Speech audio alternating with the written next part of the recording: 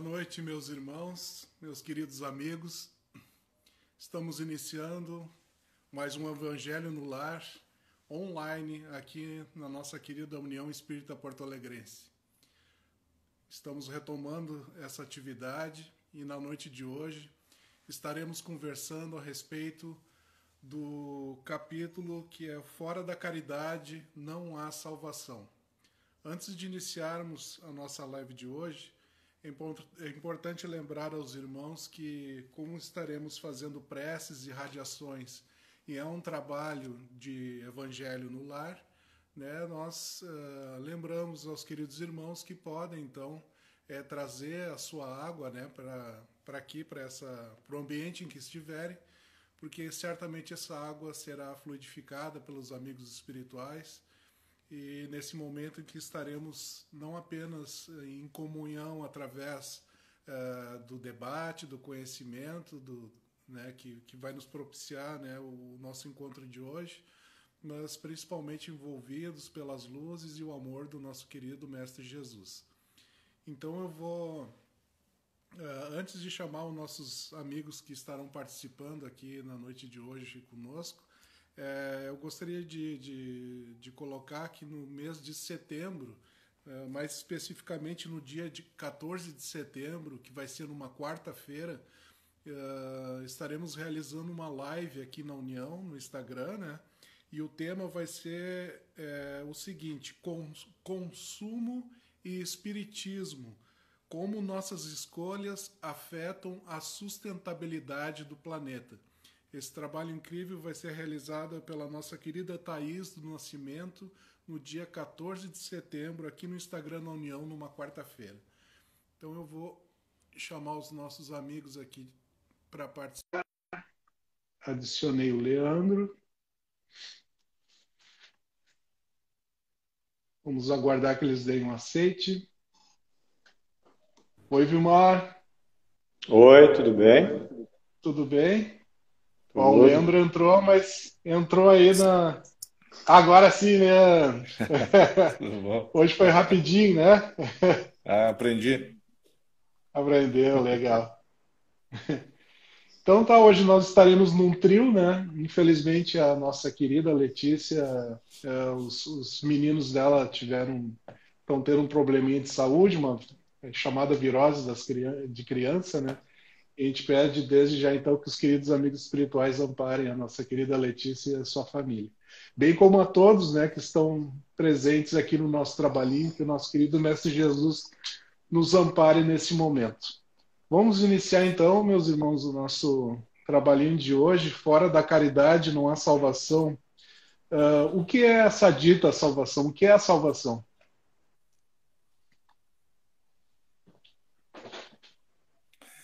É um convite, né, que a gente recebe aí de Jesus para a gente seguir o comportamento dele. Dá para pensar assim, dessa forma, né, que ele é o nosso maior exemplo.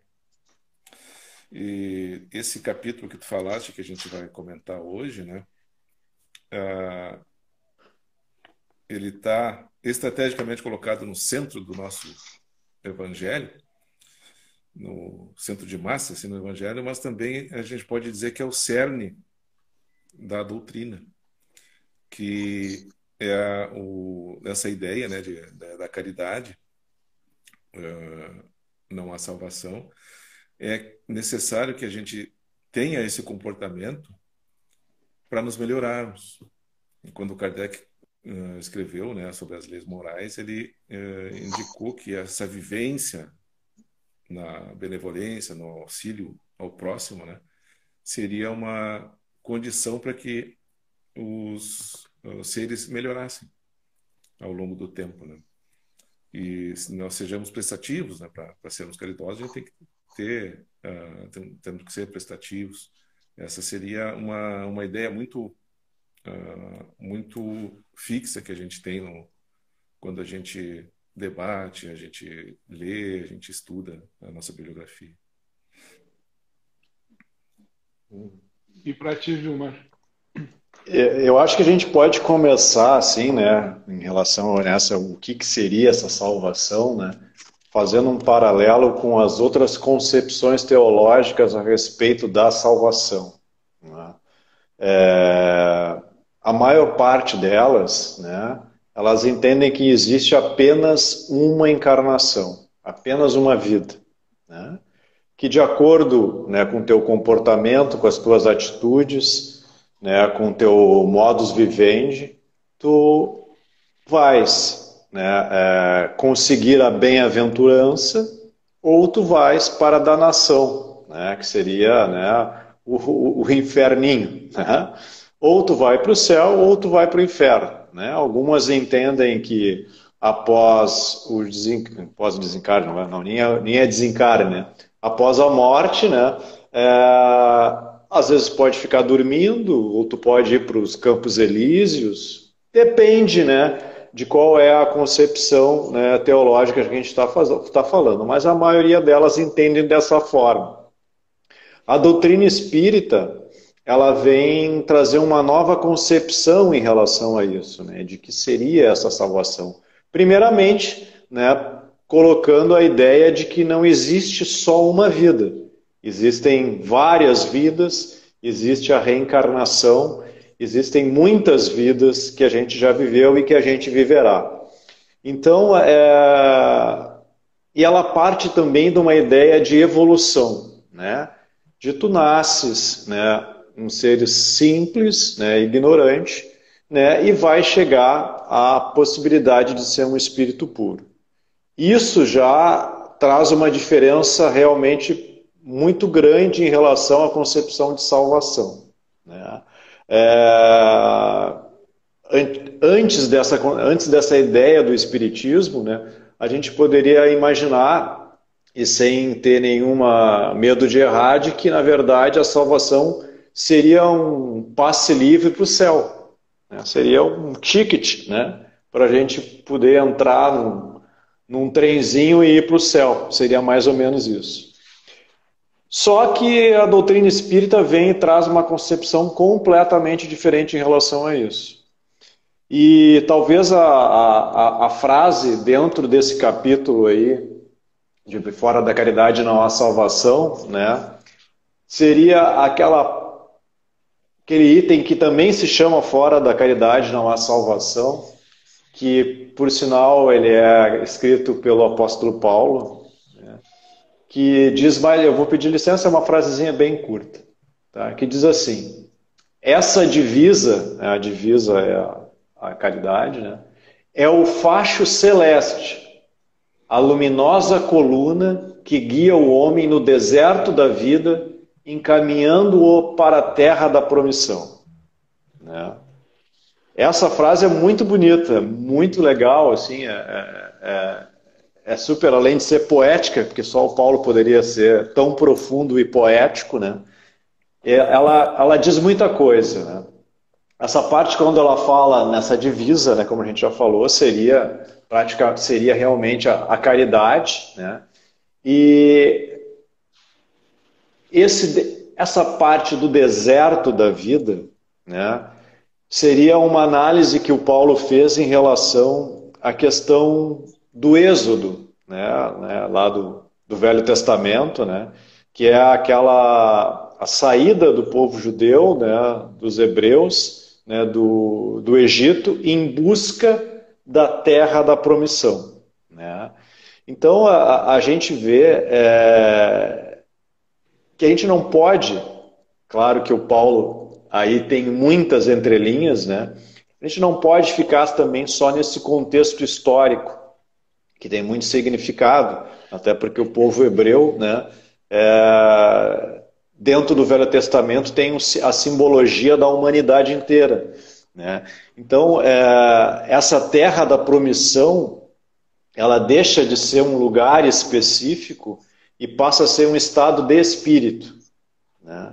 A salvação seria, acima de tudo, um estado de espírito, a conquista de um novo estado de espírito. Essa seria a salvação, né? A ideia, ela passa por isso, né? Esse significado do Egito, né, ele pode também ter um significado de escravidão, né, dentro de um primeiro prisma, assim.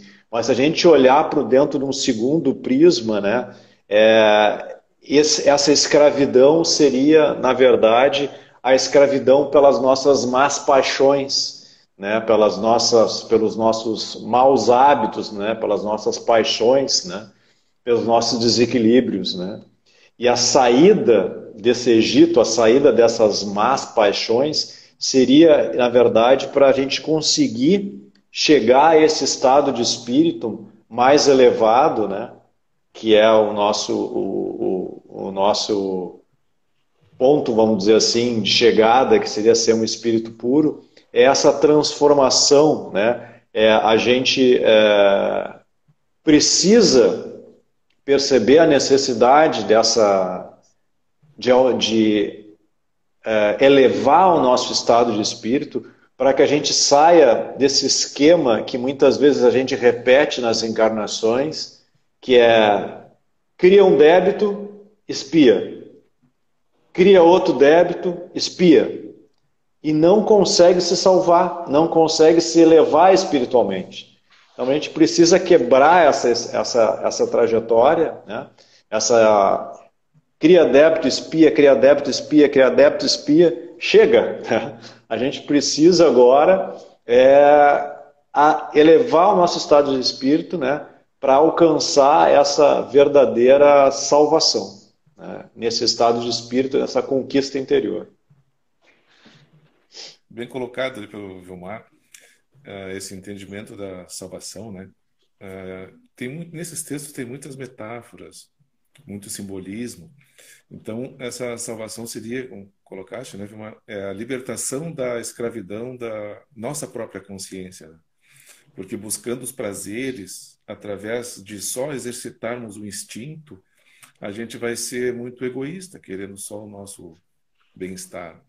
E se nós viermos no caminho reto, né, com código de ética, código moral, daí a gente consegue essa salvação, como falaste. Mas isso, como o Paulo colocou, é uma batalha diária, né? É um combate interno que a gente tem de combater essas viciações nossas.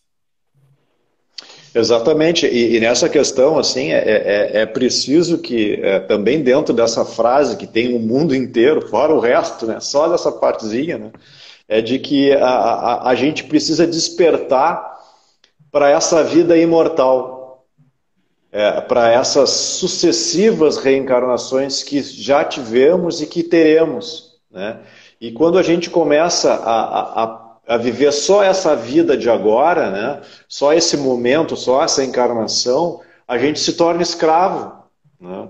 Porque a gente não consegue ampliar o nosso entendimento, né? A gente não consegue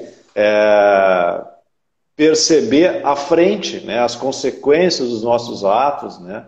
E é preciso que a gente desperte nisso, né? Que essa lei divina ela possa efetivamente está aplicada em nós, a gente possa estar vivendo efetivamente essa lei divina para conseguir chegar nessa terra da promissão. A questão da reencarnação realmente é fundamental para a visão espírita a respeito da salvação, né? Porque eu gosto de imaginar que a salvação, né, é cada degrauzinho, né, que a gente consegue subir na nossa eternidade, né? Então, se a gente perceber como outras doutrinas a salvação como algo que tu faz agora e te salva para um céu eterno, uma danação eterna, né? A reencarnação traz esse entendimento, né, de que cada passo que a gente dá é importante, né? Nesse processo de estar em paz com a nossa consciência e, naturalmente, cada vez mais, né, aos pouquinhos mais salvos, né? Salvos de nossas imperfeições, né? Então, isso é legal de a gente perceber que cada passo é importante, tem suma importância na conquista da nossa paz, né? Então, assim, dentro de nossos limites, aos pouquinhos, né? Passo a passo, a gente vai buscando essa dita salvação. Né? Legal. E a questão da caridade, meus queridos, então ainda eu acredito, né, que ela é vista ainda por muitos aqui no nosso mundo como algo negativo. A gente se espanta, né, mas é visto ainda, né, por exemplo, como uma pessoa diz assim, eu não preciso da tua caridade, né? Então isso é visto como muitas vezes como um sinal de fraqueza do sujeito, né? De, ó, eu aceitei que alguém me ajudasse, então eu sou uma criatura fraca, né? Então tem muitas vezes essa visão negativa, né? Como é que vocês percebem isso? É o egoísmo da pessoa, né, do indivíduo, o orgulho principalmente. A gente faz um paralelo com Paulo, né? Paulo foi aquele que mais difundiu o evangelho, as cidades que ele visitava, ele criava casas do caminho para auxiliar aqueles que precisavam, né? E quando ele era ainda Saulo, ele estudou com os gregos, os sábios e filósofos. E ele foi para a Grécia com aquela expectativa de que ele ia falar da Boa Nova, né, da ideia de Jesus, dos ensinos dele, para os filósofos. É o berço intelectual da civilização, do desenvolvimento naquela época, né? Quando ele começou a falar sobre os ensinos de Jesus, os sábios e gregos desprezaram. Acharam que não era para eles aqueles ensinos de humildade, de renúncia, né? Porque eles acreditavam que sabiam de tudo, que dominavam os assuntos da intelectualidade da época. Isso é um comportamento de orgulho, se sentiam orgulhosos. E para o orgulhoso não cabe esses ensinos de caridade, de humildade. Eu acredito que é por essa visão que muitos pensam que não é para eles esse tipo de coisa. É um dos nossos defeitos como seres humanos. E o legal é que o sonho do Paulo, né, era pregar em Atenas, né? Que ele tinha uma verdadeira adoração, né? Porque ele foi criado, né, cultuando, né, toda aquela concepção de Atenas, né, da inteligência, né, da persuasão, tudo, né? E ele, quando ele vai para lá, né, ele ia nos lugares, né, e formava grupinhos de estudo, assim, né? O pessoal vinha e fazia. Em Atenas não teve nenhum, né? Porque o pessoal estava tão cheio de si, assim, né? Quando as pessoas estão cheias de si, têm muito orgulho, assim, elas estão totalmente preenchidas, não tem espaço para Jesus preencher um pouquinho ali aquele coraçãozinho, né? Então eles não teve ninguém para participar do grupinho lá do Paulo em Atenas, é uma curiosidade, assim, né? Mas quem também, até falando dessa questão, assim, quando foi proposta, né? Eu lembrei daquele livrinho lá que tem do Kardec também, né? Que é Viagens Espíritas em 1862, né? Que é ele vai, se não me engano, em 20 países, né? Para divulgar, para ver como é que estava a história do Espiritismo, né? Como é que estava sendo difundido o Espiritismo. Aí ele conversa com várias pessoas, com várias casas, né? E fazem lá uma pergunta para ele assim: se dentro de uma casa espírita, né, ou se dentro de um movimento, né, espírita, tivessem dois grupos, né, vamos dizer assim, se degladiando, se brigando, vamos dizer assim, né, competindo entre eles, né, qual que se teria que se dar apoio, né? Qual tu daria razão, como é que tu faria para resolver essa questão, né? E a gente, provavelmente, né, a resposta dele é uma surpresa, né, porque provavelmente pela toda a história, né, a maneira de ser do Kardec, pelo menos, que pintam, né, porque sempre a gente olha aquela figura do Kardec, né, e aquela cara assim um pouco carrancuda, né, mas ele era um sujeito muito, muito legal, muito brincalhão, assim, muito bonachão, assim. E às vezes a gente se equivoca, até mesmo porque aquilo lá, na verdade, era o verdadeiro retrato, né, daquela imagem que a gente tem do Kardec, né? Que os caras começavam rindo, levava tanto tempo que tu acabava chorando no final, né? porque tinha que demorar muito tempo para tu ficar naquela posição, né? Devia de ser realmente uma coisa meio chata, né? E tinha que ficar com aquelas caras. E além do mais, naquela época o homem não podia rir, né? Tinha que ser sério, né? Mas voltando aqui ao assunto, né? Ele... A gente vai pensar, olha, provavelmente o Kardec vai dizer o quê? É aquele que tem mais lógica, mais bom senso, mais razão, né? Mas ele não diz isso. Ele diz que vai ficar do lado daquele que tem mais caridade, né? E é uma surpresa, né? Porque a gente sempre pensaria que ele diria, olha, quem vai ficar quem tem mais razão, né? Quem tá mais, quem tem mais lógica, alguma coisa assim. Ele diz não, quem tem mais caridade. Porque aquele que tem mais caridade, ele vai ser facilmente compreendido. Se eu puder dizer alguma coisa para ele, ele vai poder entender. Aquele que tem menos caridade vai estar mais cheio de orgulho, mais cheio de vaidade e dificilmente vai mudar a posição dele, porque ele não vai ter humildade para assumir o equívoco, o erro, o descompasso, no caso do texto lá, com a doutrina espírita, né? Então ele ficaria ele diz sempre ficaria sem sombra de dúvidas do lado daquele que tem mais caridade, não precisava nem saber o que era, ele só ficaria do lado de quem tem mais caridade, porque esse poderia ser facilmente, vamos dizer assim, corrigido, né? Isso é uma coisa muito interessante, né? Porque essa caridade ela só vai poder ser exercida, né, por alguém que não tá, que realmente tem essa concepção de fraterna, né, vamos dizer assim, né? Ela não, se tu tiver se tiver com o teu coração cristalizado ali no orgulho, na vaidade, dificilmente tu vai conseguir fazer a caridade, dificilmente tu vai querer receber a caridade, porque tu é tão orgulhoso que tu nem te permite receber. E fará dar, né? Fazer a caridade, né? Tu não vai conseguir, né? Tu tá tão empedrecido, eu sou tão orgulhoso, né? E a gente ouve isso muito, né? Às vezes até aqui no nosso estado a gente tem essa coisa de orgulho, né? De machismo. Não, eu não aceito esmola, não aceito. Cara, todo mundo precisa de ajuda, né? A gente é constantemente ajudado e nem sabe às vezes, né? Então é preciso que a gente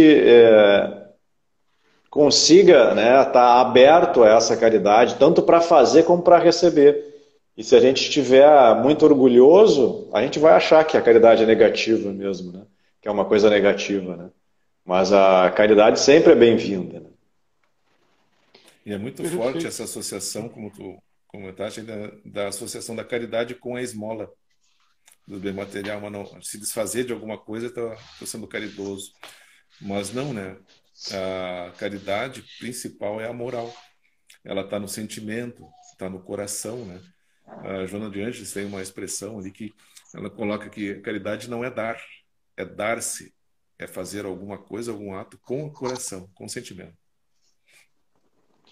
Fazendo um link, então, Leandro, a tua colocação, vamos conversar um pouquinho a respeito da parábola do bom samaritano, né? Eu acho que isso que tu falaste agora é um bom princípio para a gente iniciar uma conversa sobre essa parábola tão importante, né, do nosso Mestre Jesus.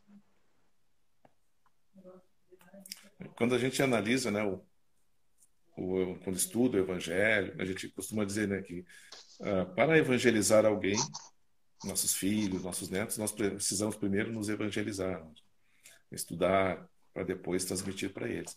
Então, quando a gente estuda o Evangelho, a gente tem que sempre colocar o contexto, aonde que foi dito aquela parábola, aquelas palavras, para quem, né? Então, Jesus começou a contar, né? Isso aparece no Evangelho de Lucas, ali no capítulo 9, quando Jesus fala que precisa ir para Jerusalém, mas tem que passar pela Samaria. E porque se a gente for colocar no mapa ali Jerusalém, de onde ele estava, e para Jerusalém é uma linha reta, e Samaria é um baita de um desvio. Então, eles foram para Jerusalém ver a Samaria e foi um dos representantes lá dos apóstolos para conseguir pouso, para conseguir alimento. E quando Jesus chegou, a comitiva de Jesus chegou, não tinha nenhum samaritano que se dispôs a dar pouso e dar alimento para Jesus e para os apóstolos. Porque os judeus na época, os samaritanos, não se davam muito bem e tal.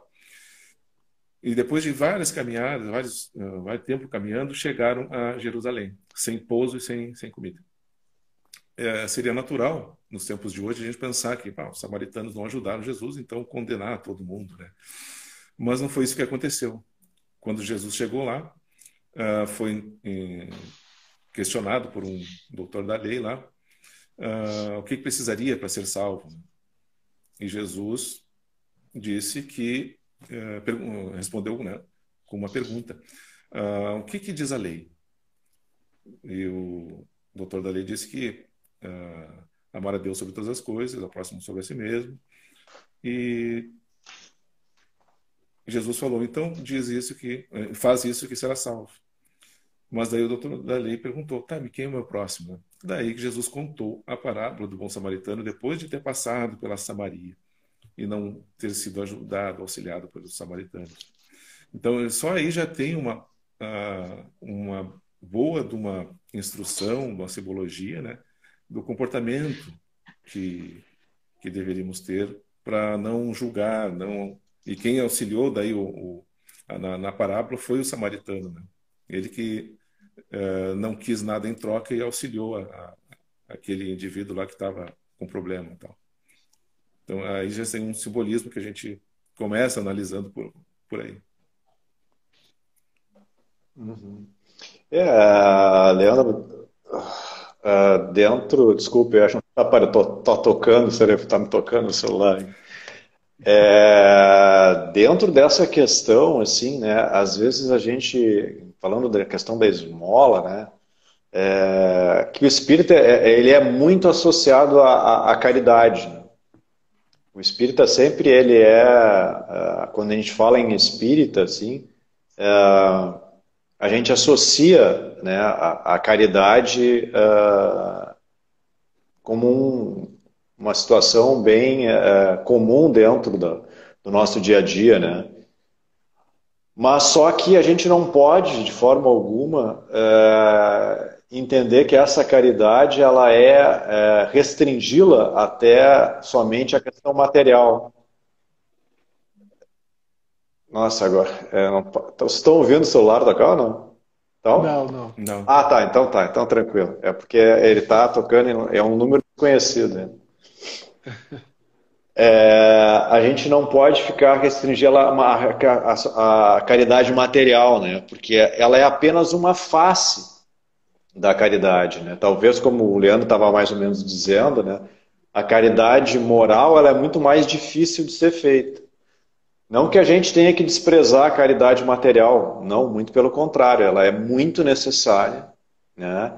E na verdade, se a gente parar para pensar, até mesmo a caridade material, ela também é moral, porque a caridade, na verdade, é o ato anterior a se dar, né? A dar, né? Então é aquela vontade de querer ajudar, é aquela vontade de querer prestar, é aquela vontade de tu, às vezes, ser de uma forma ou de outra, a pessoa que recebe e pensar que, puxa vida, Deus não me abandonou. E isso é tão confortante a gente poder pensar que, de certa forma, a gente contribui, ainda que minimamente, para lembrar as outras pessoas que Jesus existe, né? Que Deus existe, que aquela pessoa ela está sendo, de certa forma, a gente está sendo um longa-manos, né? Uma extensão, né? E mesmo diante da nossa imperfeição, das nossas dificuldades, né? De Deus, né?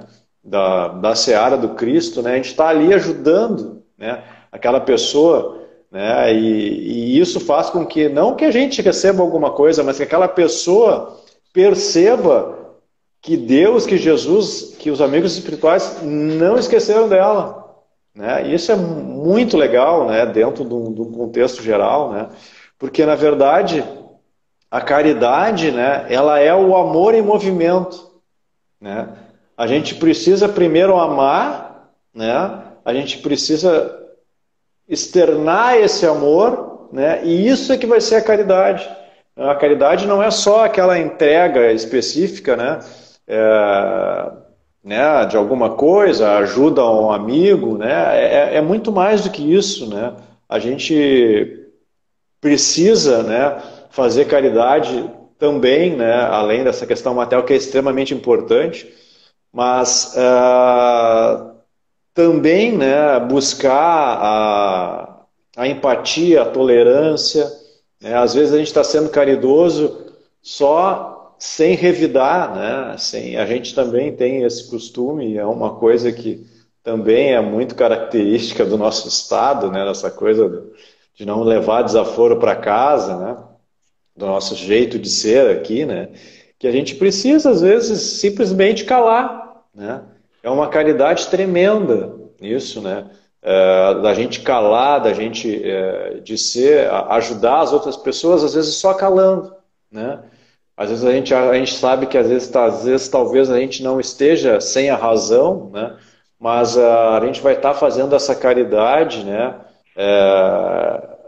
Também, né? Ao ficar calado, assim, ficar em silêncio. Então a gente pode ver que a gente pode fazer caridade material, a gente pode fazer a caridade ficando em silêncio, a gente pode fazer a caridade, né, com uma responsabilidade social, aí, sei lá, né? A gente pode ficar tendo tolerância, se colocando no lugar do outro.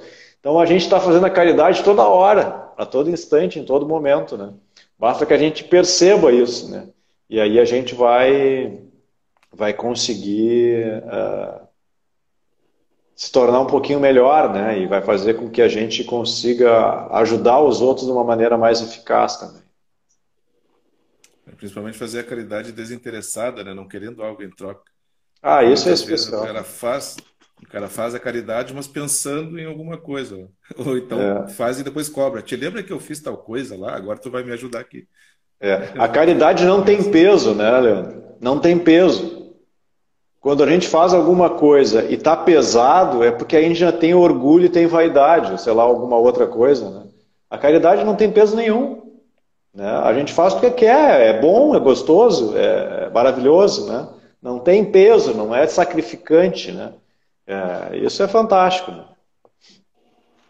Me lembra só de uma última coisa aqui, João. Diga-lhe. Quando foi questionado qual o verdadeiro sentido da caridade, né, tal como Jesus entendeu, isso está uma questão lá do livro, foi colocado benevolência com todos, indulgência com as imperfeições alheias e perdão das ofensas. Nenhuma dessas três tá utilizando aí moeda, né? Gasto. Nunca, essas três não precisa gastar nada para isso, só à vontade. E o cara que mais foi caridoso no mundo, né? De todos os tempos, foi um baita de um pelado, que foi Jesus, né? Não tinha dinheiro nenhum, né? Mas foi o cara que mais fez caridade, né? Então não tem, né? Não tem por que a gente pensar que fazer caridade precisa se ter dinheiro, precisa se ter posses, né? Ou aquela coisa, eu vou fazer a caridade quando eu ganhar, né? Num prêmio aí, numa loteria, alguma coisa assim. Eu sempre penso nisso. O cara vai fazer exatamente igual o que ele faz hoje, né? Se ele ajuda alguma coisa, ele vai continuar ajudando. Agora, se ele não faz absolutamente nada, ele não vai ajudar. Então, a gente não precisa estar aí, ter essa muleta imaginária, essa desculpa esfarrapada de que a gente só vai ajudar quando a gente tiver dinheiro, porque provavelmente não vai, né? A gente tem que ajudar antes, né? E o maior exemplo disso tudo é Jesus, né? Que não tinha um pila, né? E ajudava e era caridoso. Não existiu nenhum espírito mais caridoso do que ele na Terra. E quando Jesus traz essa parábola, né, para responder à provocação ali do doutor da lei, né? Enfim, quem é o meu próximo? O que eu acho interessante ali é que né, nessa história que Jesus conta, as duas primeiras pessoas que passaram ali, né, diante daquela pessoa que estava precisando de ajuda, primeiro um sacerdote, né, um doutor da lei, né, ligado à religião, e depois um levita, né, que também é alguém que trabalha dentro da religião, né, no caso, naquela época, a religião hebraica. Né? Então, duas pessoas ligadas à religião. Só que nenhum ajudou aquela pessoa no caminho. Né? E depois veio, né, o samaritano, que a gente pode dizer nos dias atuais que seria tipo um ateu, né, que ele não tinha crença, ele não era ligado à religião, né, e ele era até considerado inimigo, né, de quem era ligado à religião, né, no caso a religião hebraica, né, e justamente essa pessoa, esse ateu, essa pessoa mal vista na época, que Jesus se utiliza, né, do exemplo para que ele, enfim, né, surpreendentemente nessa história para a época, né, ele que ajuda, né, a pessoa no caminho, né, e que dá atenção, né, e o legal da gente perceber que a gente está falando bastante em caridade moral e material, né, se a gente for perceber nessa parábola do bom samaritano, ele ajuda das duas formas. Ele resgata a dignidade da pessoa que está no caminho, ensanguentado, né? Que está maltrapilho, que está, enfim, né? Ali ele perdeu a dignidade dele, tá super mal, né? Tá sem esperança, né? Tá num lugar estranho. E ao mesmo tempo, então, ele resgata a dignidade daquela pessoa e também faz a caridade material quando ele paga, né? A estalagem lá para que a pessoa fique hospedada e que receba o alimento, né? Para até que tenha condições de dali sair, né? Então é um exemplo completo assim que Jesus dá, né? De primeiro, né? Que eu acho que isso a gente pode dizer é o cerne dessa, pelo menos eu entendo assim, o cerne dessa parábola é que não para tu conseguir, né, ser uma pessoa justa, uma pessoa boa, não vai ser as tuas crenças que vão te dar esse caminho, né? Como foi os religiosos, né, ligados aos seus conhecimentos, às suas crenças, ninguém ajudou, né?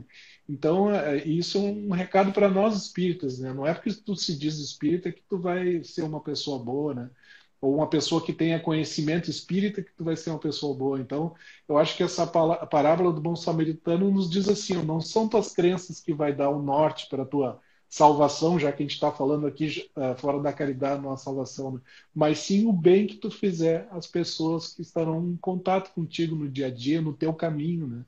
Então é o bem que tu fizeres, né? Não importa o bem que seja, né? Se seja material, que seja, né, o moral, né? Mas o bem que tu fizer às pessoas, isso sim vai valer, né? E não as tuas crenças, né? Os teus conhecimentos, enfim, né? Então eu acho que isso é maravilhoso, assim, né? Que Jesus nos dá esse cerne assim de que a gente pode ajudar sempre, né? Não precisa ser alguém especial ou alguém rico, alguém que ganhou na loteria, ou alguém ligado ao sacerdócio, alguém ligado a uma religião, uma doutrina, um grande conhecimento, né? Dentro das tuas limitações, pode ajudar sempre, né? E fazer o bem sempre. E isso sim vai ser fundamental, né? Para a tua evolução, para a tua paz. Né? E a questão que o Leandro fez a referência ali do mandamento maior, né, de Jesus. Né? Amarás a teu Deus de toda a tua alma e teu próximo como a ti mesmo. Toda a lei e os profetas se acham contidos nesses dois mandamentos. Seria certo a gente dizer, né, já que é um mandamento só, né, e ele tem até essa divisão, amar a Deus e amar ao próximo, né, de que não é possível tu dizer que ama a Deus e não ama teu próximo, e também dizer que ama teu próximo e não ama a Deus. Né? Eu acho que as duas coisas, o amor a Deus e o amor ao próximo, estão ligadas nessa meta, né, que eu acho que todos devemos chegar, né, que em alguma dessas duas adorações, nessas dois atos de amor, a gente tem falhado muito, né? Tanto no amor a Deus, né, que às vezes é só uma adoração cega, né? E na primeira dificuldade que a gente passa pela nossa própria inconsequência, né? E a gente se revolta contra Deus ou contra a lei de Deus, né? E ao mesmo tempo a gente não consegue amar o nosso próximo, né, em determinados momentos. Então é um vir a ser bem bem intenso, um trabalho bem forte que a gente tem que fazer para poder, né, estar de acordo com esse maior mandamento de Jesus. Você tem três coisas aí nesse texto, né? Que é amar a Deus, amar ao próximo e amar a si mesmo também. A caridade entra como amar ao próximo e também nos auxiliando a amar a nós mesmos também, né? Entraria nesses dois. Mas não é condição necessária, mas não suficiente. Tem que amar a Deus também. Né? digamos assim. E uma das coisas que a gente não deve fazer nunca é julgar, né? A gente não deve julgar o outro. Nós aprendemos isso. E com essa parábola, muitos de nós, às vezes, nós julgamos o sacerdote, por exemplo. Como é que o cara, um sacerdote, não ajudou, não auxiliou, né? Só que a gente tem que entender também que, naquela época, o sacerdote ele era remunerado através do culto externo que eles faziam, né? Eles sacrificavam animais, e através desse culto eles achavam que estavam se purificando. E o sacerdote era um instrumento para essa tal purificação. Então ele era remunerado, sustentava a sua família através das doações. Se a pessoa ia sacrificar lá um bode, entregava outro bode para o outro bode, ou mais 2 bodes, para o sacerdote, para ele sustentar a sua família. E o ato de tocar em sangue humano representava para ele ficar impuro. Daí ele não poderia mais exercer o sacerdócio naquele momento, que era o ápice da vida financeira deles, porque a Páscoa todo mundo ia para lá e queria ser purificado. Então ele acabou não auxiliando, não justifica o comportamento dele, mas a gente não pode julgar os outros. A gente vê muitas coisas nas redes sociais de hoje, principalmente agora que nós vamos ter eleições, né, das pessoas julgando os outros porque dizem que fez tal coisa, dizem que comprometeu, e a gente acaba entrando naquela vibe de julgamento e colocando nas redes sociais que fulano não presta, fulano é isso, beltrano é aquele outro. Então, o nosso comportamento como cristãos espíritas é principalmente não julgar os outros e não dar vazão àquele sentimento, né, de multiplicação de sentimento ruim com relação aos outros. Eu acho que também é de suma importância nesse aspecto aí, né, da gente lembrar um pouquinho, que eu acho que a gente está chegando meio que no final, né, da caridade essencial, né, que é aquele capítulo fantástico do Fonte Viva lá, que fala mais ou menos que a caridade essencial é a gente pensar, falar e agir, né, segundo os ensinamentos de Jesus, né? A caridade de vivermos verdadeiramente nele para que ele viva em nós. Isso é uma coisa super importante, porque Jesus disse que a gente tem que amar o próximo como a nós mesmos. Se a gente não conseguir nos amar, nós não vamos conseguir amar o próximo e não vamos conseguir fazer a caridade, né? É preciso que a gente perceba isso, né? Até usando o Haroldo Dutra tem uma passagem quando ele comenta sobre isso, que ele faz uma analogia com um avião lá, né? Tu tá lá no avião, né? E tomara que não aconteça nunca isso. Para mim já quase aconteceu, foi uma coisa absurdamente horrível, né? Cai as máscaras. Quando a aeromoça comentou lá, foi quando que ninguém vê, né? O que ela fala ali, ou que está escrito no papelzinho lá, que tu tens que primeiro colocar a máscara, né, para tu respirares, para depois tu ajudar o outro, né? Porque se tu não fizer isso, tu não vai conseguir o outro, tu vai ficar mal, tu vai ficar sem ar também, e a pessoa vai ficar mal e tu vai ficar mal e não vai acontecer nada. Então, a caridade essencial seria mais ou menos isso, né? A gente tem que cuidar de nós, né?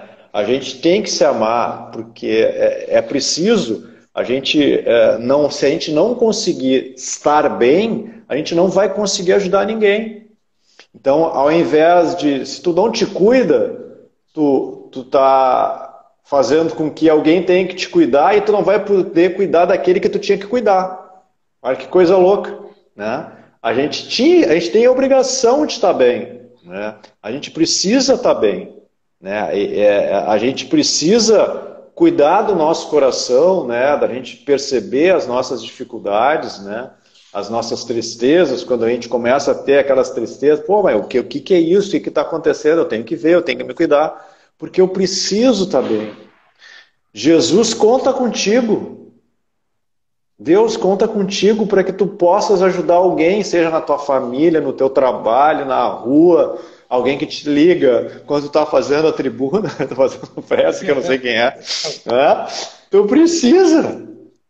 Tu precisa, ele precisa de ti. E se tu não estiver bem, tu não vai conseguir ajudar. Então é preciso que a gente perceba, às vezes a gente acha, será que isso seria uma ação egoísta? Não, não é. A gente precisa estar bem, a gente precisa estar fortalecido para poder enfrentar nossas dificuldades e ajudar os outros a enfrentar as dificuldades dele. Porque se a gente estiver mal, isso aí é óbvio, quando a gente está mal, a gente não quer ajudar ninguém, né? A gente não tem condição de ajudar ninguém, porque a gente está mal.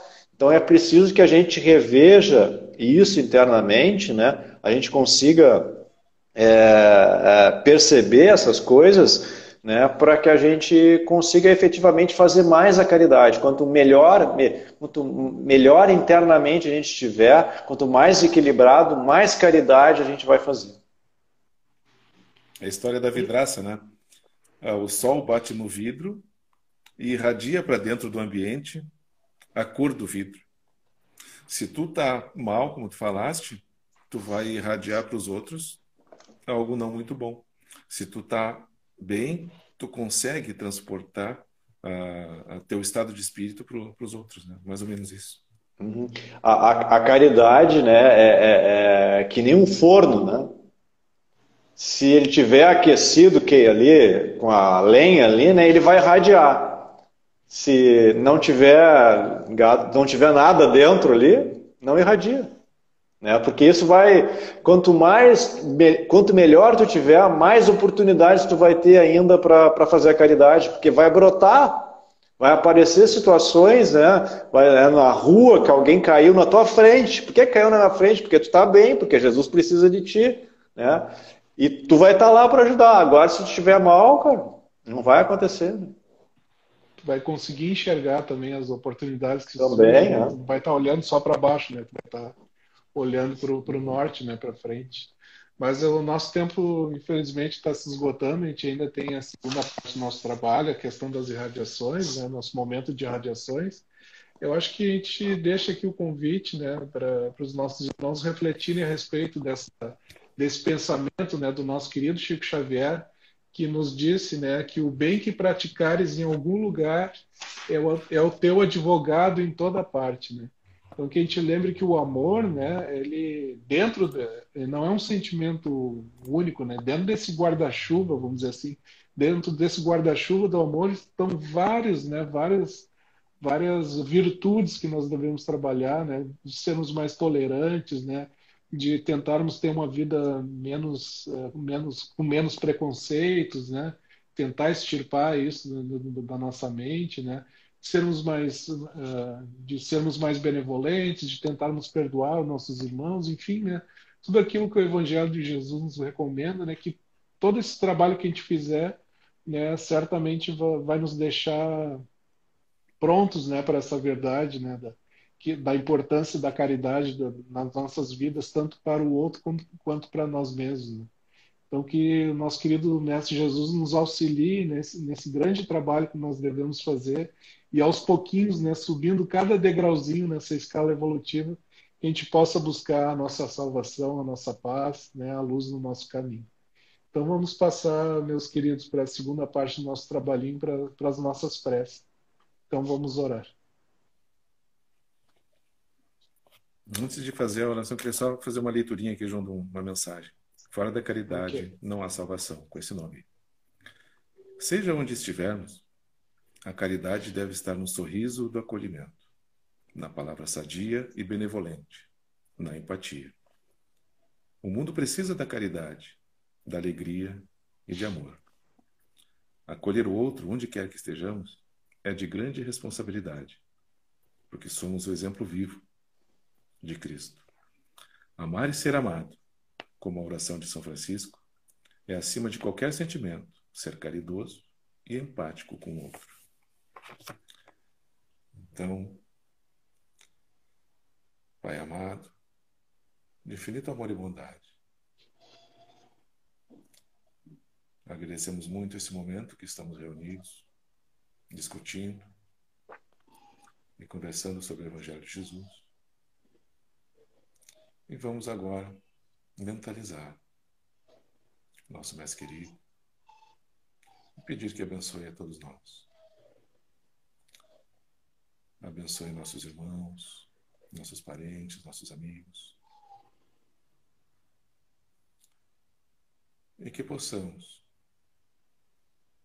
ouvindo esses ensinos de hoje, transformar a nossa vida, mudar o nosso sentimento e tentar servir de exemplos para nossos familiares e amigos. Pedimos atenção àqueles sofredores, aqueles nossos irmãos que estão com algum sentimento suicida, que a espiritualidade possa envolvê-los, amenizando as suas dores na medida de seus benefícios e que possamos sempre direcionar todos os nossos sentimentos para o bem. Pedimos também aos nossos governantes de todas as esferas de nossos países, que sempre procurem agir em busca do bem comum, deixando os seus interesses pessoais em segundo plano ou nem pensando neles.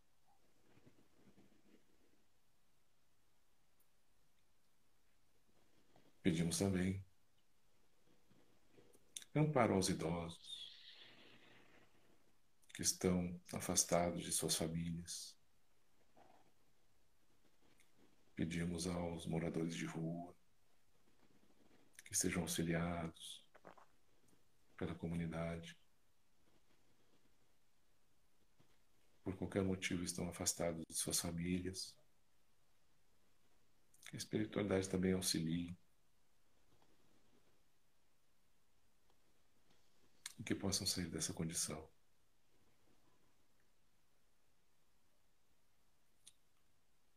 Pedimos também que nossos corações e mentes estejam sempre alinhados com o Evangelho de Jesus. Em qualquer momento. Vamos mentalizar nossos benfeitores, os mentores do nosso trabalho, que possa fluidificar nossas águas, trabalhar nossos chakras, para que possamos harmonizar. Que possa fazer também uma asepsia fluídica em nosso ambiente, no nosso lar. Com essa prece,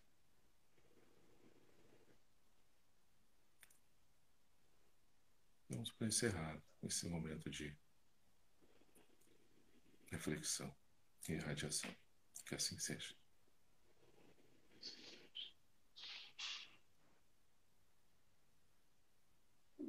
Jesus, mestre e amigo,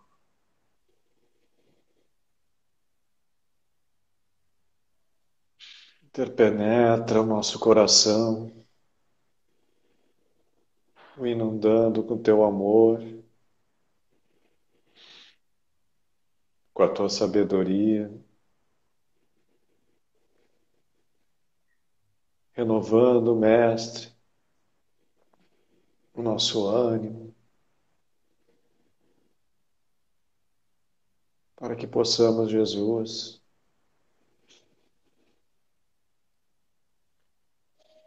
sermos teus soldados, teus representantes, ainda que de forma muito pequena, para que possamos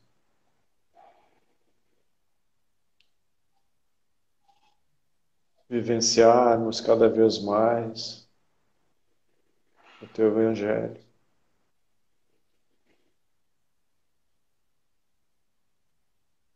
Que as palavras sublimes contidas nele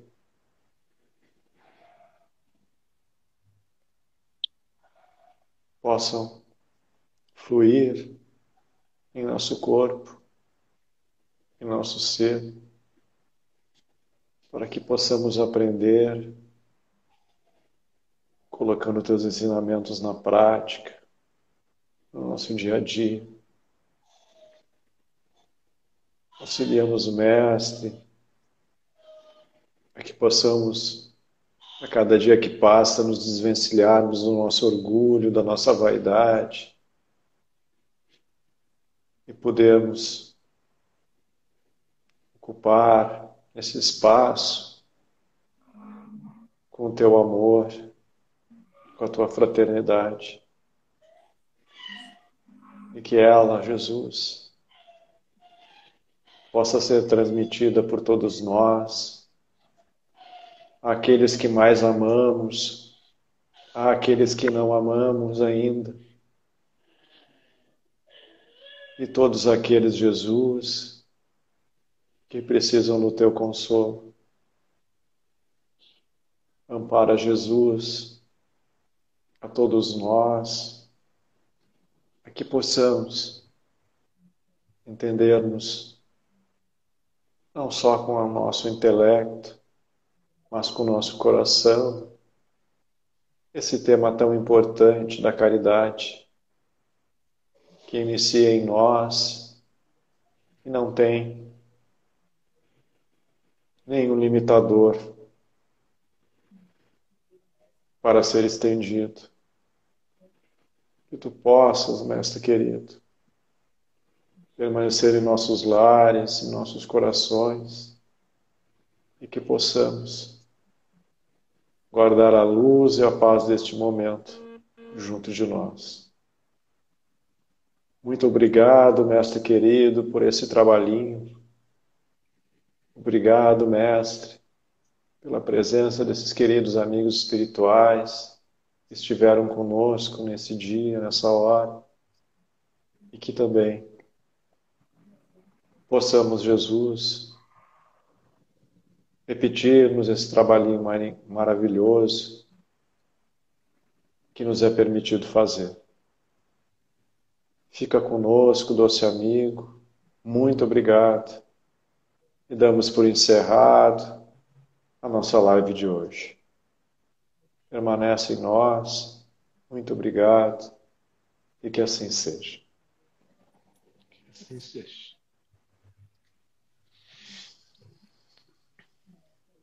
Então, muito obrigado, irmãos queridos. Obrigado a todos que estiveram conosco nessa noite.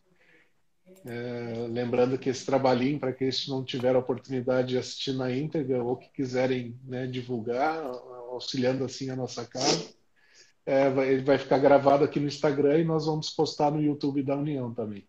Então, boa noite, bom final de semana, até o próximo encontro. Fiquem Boa noite com a Deus. todos. Boa noite a todos. Muito obrigado. Tchau, tchau. Muito obrigado. Abração. Abração.